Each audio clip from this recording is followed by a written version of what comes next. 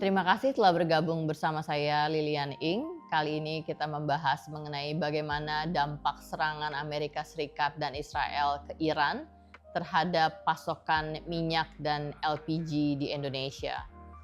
Indonesia sebenarnya tidak mengimpor secara langsung baik minyak maupun LPG dari Iran. Karena sejak tahun 1979 Iran itu dikenai sanksi ekonomi oleh Amerika Serikat, sehingga Indonesia tidak melakukan impor langsung dari Iran.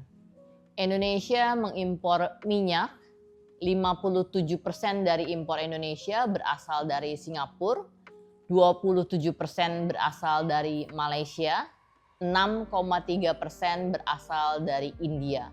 Sementara impor LPG Indonesia itu banyak berasal dari Amerika Serikat, Uni Emirat Arab, dan Qatar. Jadi Indonesia tidak mengimpor secara langsung baik minyak maupun LPG dari Iran.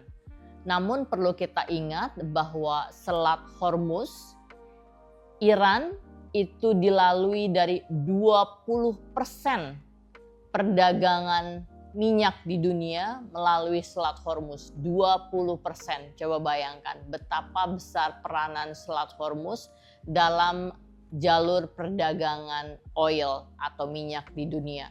Sehingga inilah yang membawa dampak terhadap ketersediaan minyak di dunia.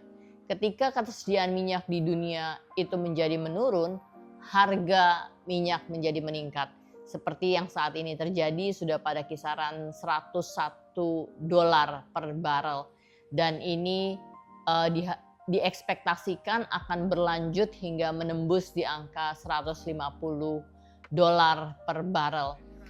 Sedangkan Indonesia sendiri apa yang harus dilakukan?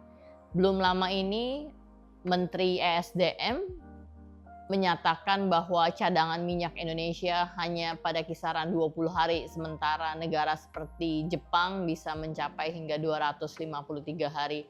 Maka 3 langkah yang harus dilakukan Indonesia dengan pasti adalah yang pertama, memastikan Indonesia mempunyai cadangan minyak strategis.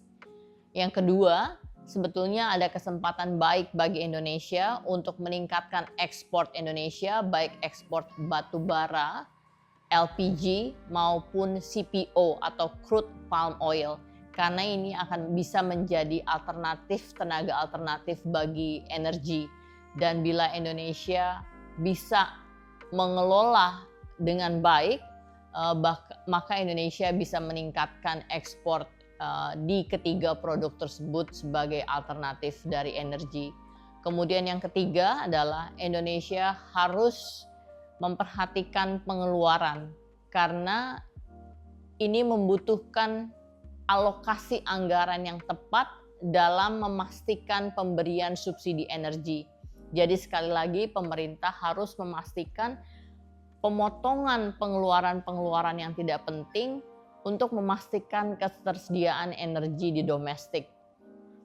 Dari ketiga hal tersebut, maka Indonesia seharusnya bisa mempertahankan ketersediaan minyak dengan lebih stabil.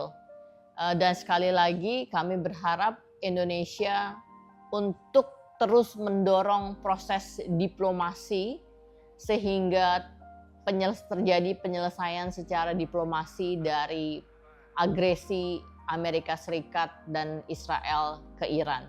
Terima kasih.